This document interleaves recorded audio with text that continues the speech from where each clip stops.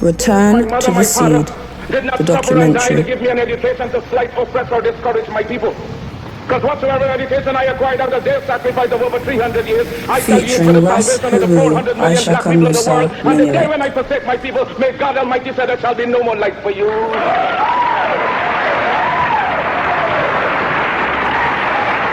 I unequivocally rejected the racist assumption of much white American Christianity, namely that God had created the black man inferior and that he had intended Negroes to be a servant class, hewers of wood and drawers of water.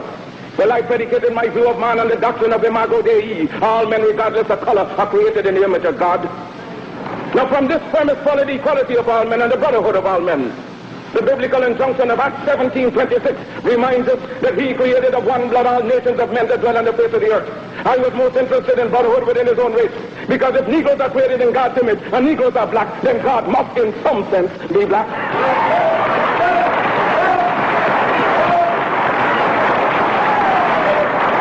If the white man has the idea of a white God, let him worship his God as he desires. We have found a new ideal. Because whilst our God has no color, and yet it is human to see everything through one's own spectacles, and since the white people have seen their God through their white spectacles. Greetings. Wonderful day in Jamaica. I am Heru Ishakamusa Menelik. I'm the High Commissioner for the UNIA in Jamaica, and I'm also the President for the Marcus Garvey People's Political Party. That's the political arm of the UNIA. This was founded way back in 1929.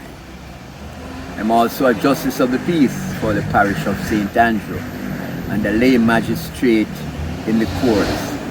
So I do a lot of work along the line of voluntary work to assist the community. I assist the community because I think to whom much is given, much is expected. And I want to give back as much as I know, all my knowledge, to the community.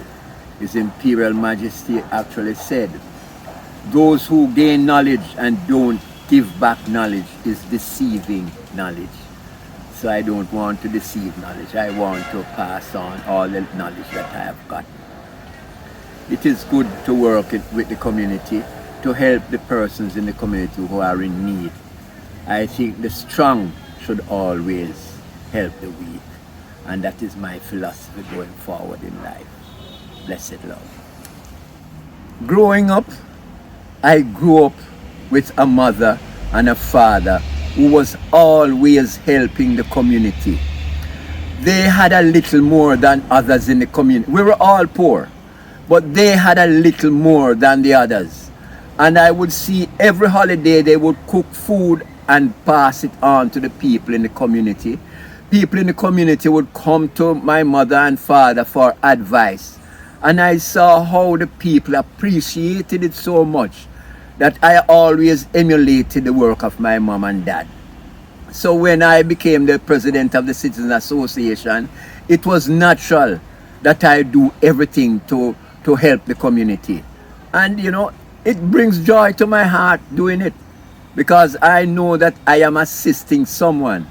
And you know, as the Bible would say, love your neighbor as you love yourself, and do unto others as you would have them do unto you. So those are two of the principles that I follow, and it gives me a joy to serve my community. As a community leader, and anywhere I've worked from I was a youth leaving school, I've always gotten to the point that I become the manager of the department or the president of the club.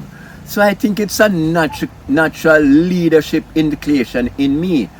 And within my community, I was the president for the Citizens Association. And all the citizens there decided that I should become a Justice of the Peace. So they wrote to the Custos and demanded that I be appointed as a Justice of the Peace. The petition actually went to the Governor General. And it is the Governor General of Jamaica that actually appointed me as a Justice of the Peace. Justice of the Peace, I work in the community to sign documents. I sign affidavits. I assist people who are in the courts system. Because if you have been incarcerated, I will sign the bond to get you out. And I also do rehabilitation work in our prisons, because we don't want anyone who has gone to prison to return to prison. So we do a lot of rehabilitation work in the prisons. I always try to focus on the youth, because I know the youth who have been misguided growing up does not know what is right from wrong. So I have it as my responsibility to teach these youths the way that is right, and especially with the confusion in the teaching that we got from our colonial masters. I have to now be Afrocentric and pass on the word from an African point of view. I'm up at 5 in the morning, and sometimes people have problems. A son or a daughter might get locked up and they need to be bailed from the prison. So naturally that person comes to me and I sign the bail bond and recommend that that person can be bailed. So my day, well, I am on duty 24 hours per day.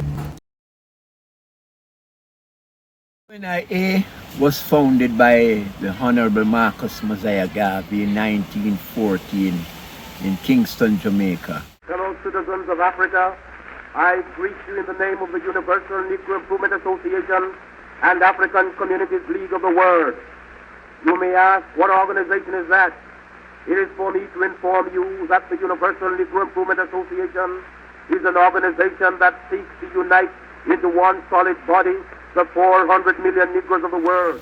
And that organization, he used it to ignite and spark a flame amongst black people all over the world. To link up the 15 million Negroes of the United States of America with the 20 million Negroes of the West Indies, the 40 million Negroes of South and Central America, with the 280 million Negroes of Africa, for the purpose of bettering our industrial, commercial, educational, social and political conditions. He used that organization to effectively bring over 12 million Africans together worldwide. As you are aware, the world in which we live today is divided into separate race groups and distinct nationalities.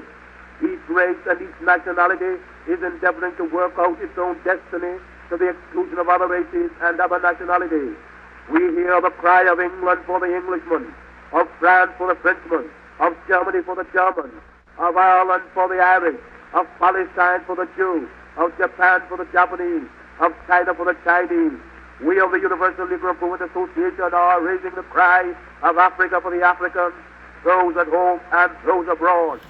This organization instilled a sense of pride in our African people worldwide. He had some slogans that he would use. Up you mighty race, you can accomplish what you will. There are 400 million Africans in the world who have Negro blood coursing through their veins. And we believe that the time has come to unite these 400 million people for the one common purpose of bettering their condition. And to bring all the people together, he would simplify politics and religion and bring it together and use the motto, one God, one aim, one destiny, to show that we are one people with one aim and going for one goal in life. The great problem of the Negro for the last 500 years has been that of disunity.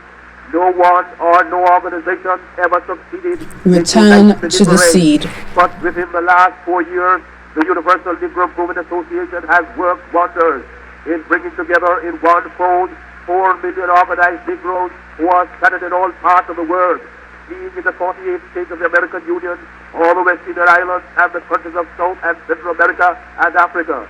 These 4 million people are working to convert the rest of the 400 million scattered all over the world.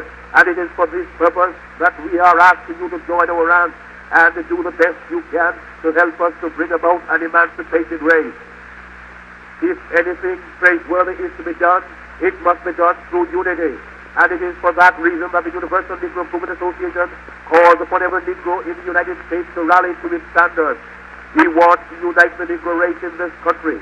We want every Negro to work for one common object, that of building a nation of his own on the great continent of Africa. He was a very selfless person. He died almost penniless in 1940. But the works that he did was corroborated by his wife, Amy Jakes Garvey, and put out in a book, The Philosophy and Opinions of Marcus Garvey. And this is what guides us as a people today. The UNIA members hold this book holy. Some of the members call it their Bible, because this is a book that inspires them and they live daily by it. One of the quotes that Mr. Garvey used to show that we must not be selfish. He said, the ends you serve that are selfish will get you no further than yourself. But the ends you serve for all in common shall take you into eternity. And this is what Mr. Garvey used to guide his whole life and purpose. At the height of the organization, it was purported that we had over 20 million members worldwide. Can you imagine in 1914, with no internet, no cell phone, taking a letter 2 months to get to Africa and back, and have 20 million members? If Mr. Garvey was alive today, he would have over 1 billion members worldwide. To give you a true knowledge of yourself and life, so that the same glory and success attained by other men who understand themselves may be yours. Man in the full knowledge of himself is a superb and supreme creature of creation. When man becomes possessor of the knowledge of himself, he becomes master of his environment, the captain of his own ship, the director of his own destiny, the accomplisher of his own ends. Man should understand himself because man is full of knowledge, and this knowledge is a gift of nature. When Mother Nature created man, she deprived him of nothing. He was given the faculty of understanding all things around him. This faculty for understanding has not been taken away from him. None of his senses have been taken away from him. So there is no excuse for the black man in lacking the knowledge that man is used to beautify the world and produce all that he needs for his happiness and civilization. Look the world over, and whatever you see in it that is pleasing to man, contributing to man's comfort, to his needs and to his satisfaction, it is but the work of man. Man blessed with the knowledge of himself and the understanding of all things around him. If you are able to live with the knowledge of yourself and with the greater knowledge of nature, you must know what is good and what is not. You must know what is finite. You must know that which is material, physical, and otherwise. Can we replicate it? Can we use those same words that Mr. Garvey used to galvanize our people? Can we use these same words that Mr. Garvey used to inspire 400 million Africans in 1914 to act as one? Yes, we can. Without confidence, you're twice defeated in the race of life. But with confidence, you have won the race before you have even started. These are the things that we must use to galvanize our people. We must get a religion that ignites the people. We must use a political process to bring us together as one people. What divides us must unite us. If we use the Bible and it creates so many different divisionary as denominations, we must use it to bring us together. The ends you serve that are selfish will get you no further than yourself. Let us inspire each other to live up to the dictates of Garveyism, of Mr. Garvey's works and principles, and ensure that we have a great race. We are the founders. We are the founders of humanity. If we follow the Bible, Genesis 2, chapter 13, the river that waters the Garden of Eden waters the land of Ethiopia, and Ethiopia is in Africa. So we must be proud of who we are as a people and recognize that we are Earth's first people. We are the ones who educated the Greeks. All of these great Greek philosophers came to Africa. Pluto, Dioscorus, Socrates, Pythagoras, they all came to Africa and learned from us. So let us inspire our children to learn that they are the world's great people. We are the mathematicians. We are the great doctors. We are the philosophers. We have Hippocrates. Hippocrates, as the father of medicine, is a Greek. But Hippocrates learned from the African known as Imhotep. So we have to realize that we are the world's great people. Let us get back to that stage that we truly perform as the world's first great indigenous people. Africa for the Africans, those at home and those abroad. We are all one family. Give thanks. Proverbs chapter 22. Train up a child in the way to go, that when that child becomes an adult, from those ways the child will not depart. So if you teach the child something that is good, it will stay with the child. So equally, if you teach your children bad things, they will become bad adults. Our project for 2023, we have adopted some schools, and we are talking from basic school, 2, 3, 4, 5, 6-year-olds. And we are going into these schools and we are inculcating Garvey's philosophy in the children. We are inspiring the children to be great. We have a school, and when we taught them about Kwanzaa, they were all excited because they only knew about Christmas. So when we told them that Kwanzaa is ours and it brings us together as a family, each day of the week teaches us how to behave and how we can cooperate and build great empires. One of the greatest empire, Timbuktu, is an African empire. And they talk about it at all times, but a lot of people didn't know. So we are taking it into the schools, letting the children know that these great empires and these great people are Africans. They are our foreparents, and we must understand that the children are very bright.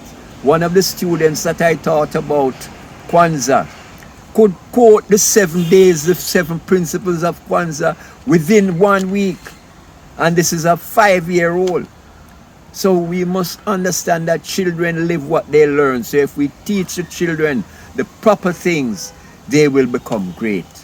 And we know they have that inborn in them to be great. Yes, and when we look forward to our aging population, as you know, we are eating the foods that prevent different diseases. We practice to eat preventatively, that we don't get sick. So we are having a lot of elders now. I myself am 73. One of our farmer with us on the farm is 84. And we are there on the farm working. So we have put in some programs now. The health care day that we look after all our elders. And this day we come out and we pamper our elders. The last one we did was over by Country Farm House. And this was done to all the elders. I think it's about 30 elders came out and we treated them royally that day.